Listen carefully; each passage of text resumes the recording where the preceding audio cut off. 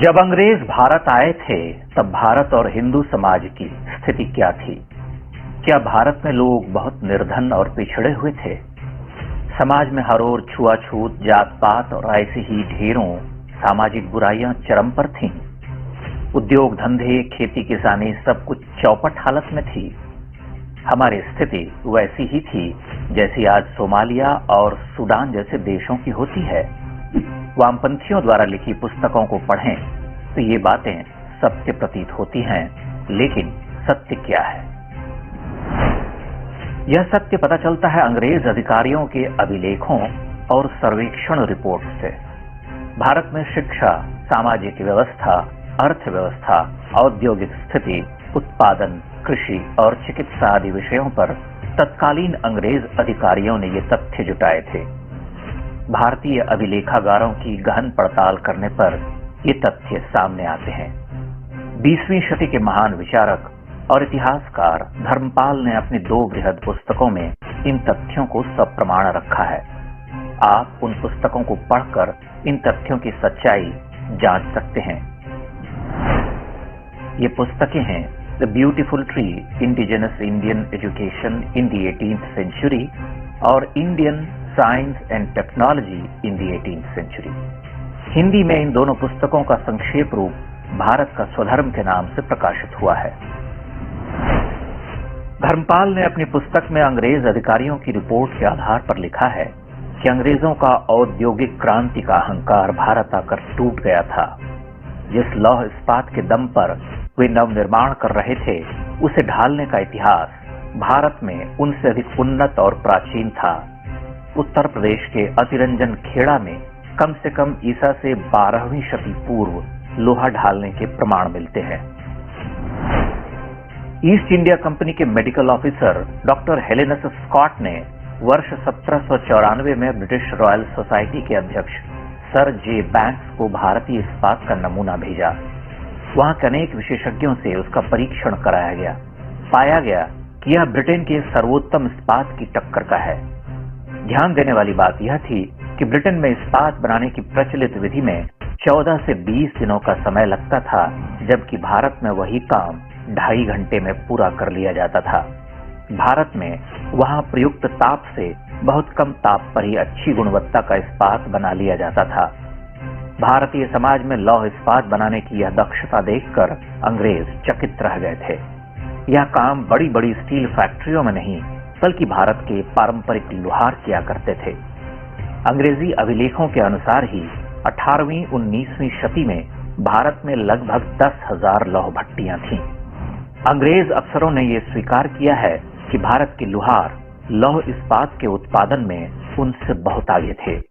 यह काम वे पारिवारिक परंपरा के रूप में सीखते और आगे बढ़ाते थे।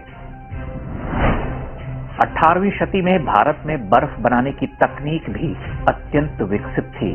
प्रयाग में बर्फ बनाने के व्यवसाय का विवरण स्वयं अंग्रेज देते हैं। खेती और सिंचाई के क्षेत्र में भारतीय व्यवस्था प्राचीन काल से समुन्नत थी। देश में भांति भांति की फसलों का उत्पादन और भंडारण किया जाता था। खाद्यान्न, तिलहन, दलहन, फल सब्जी, वृक्ष वनोपज, बागवानी की उन्नत प्रौद्योगिकी भारत में थी। प्रचुर मात्रा में जल और नदियां होने के बाद भी भारतीय लोग जल संरक्षण के प्रति अत्यंत सजग और समुन्नत थे। राजस्थान से लेकर सुदूर दक्षिण तक इसके ढेरों प्रमाण मिलते हैं। मद्रास प्रेसिडेंसी और मैसूर के आसपास ही तब 1 लाख से अधिक छोटे बड़े जलाशय थे, लेकिन अंग्रेजों के कदम पड़ने के बाद वर्ष 1850 तक उनमें से आधे जलाशय सूख चुके थे। वर्ष 1800 के आसपास भारतीय खेती की उपज दर इंग्लैंड से 2 गुनी तिगुनी तक थी। भारत में खेती का काम कृषक परिवार स्वयं करते थे, जबकि कथित मॉडर्न इंग्लैंड में यह काम कृषिदासों और श्रमिकों से करवाया जाता था। वस्त्र उद्योग भारत में प्राचीन काल से था। 18वीं शती तक यह उद्योग बहुत विकसित रहा। भारत के सूती कपड़ों से ब्रिटेन के बाजार भरने लगे थे।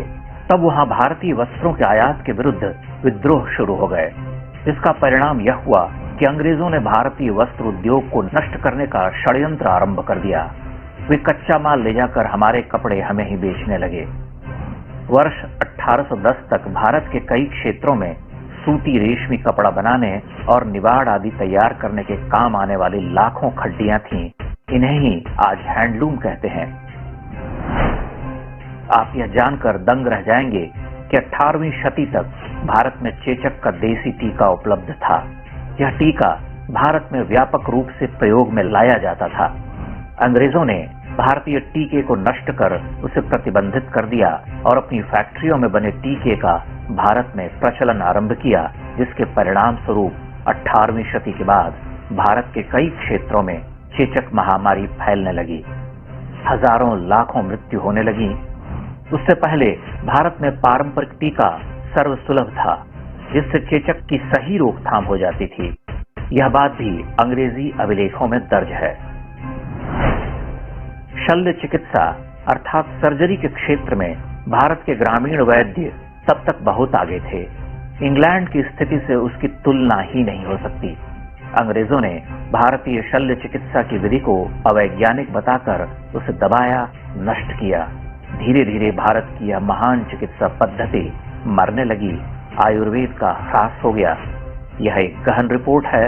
इतिहासकार धर्मपाल ने अपनी पुस्तकों में इसे पूरे विवरण और साक्ष्यों के साथ संकलित किया है। भारतीय समाज और ज्ञान विज्ञान के साथ सबसे बड़ा छल शिक्षा के क्षेत्र में किया गया। आज हमें पढ़ाया जाता है कि शिक्षा पर केवल ब्राह्मणों और कुछ विशेष वर्गों का एकाधिकार था, जबकि सत्य इसके विपरीत है। भारतीय गुरुकुल शिक्षा प्रणाली में पढ़ने वाले 80 से 90% छात्र छात्राएं उन जातियों के होते थे जिन्हें आज पिछड़ा, दलित और शोषित बताया जाता है। ईस्ट इंडिया कंपनी के अधिकारी विलियम एडम ने वर्ष 1830 से 1835 के बीच बंगाल और बिहार के क्षेत्रों की शिक्षा व्यवस्था पर एक सर्वेक्षण किया था। उसकी रिपोर्ट के अनुसार इस क्षेत्र में कोई ऐसा गांव नहीं है जहां पर कम से कम एक पाठशाला न हो।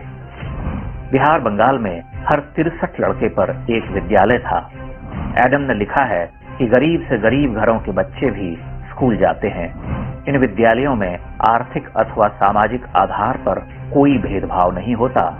सभी बच्चे एक साथ एक ही कक्षा में बैठकर पढ़ते हैं।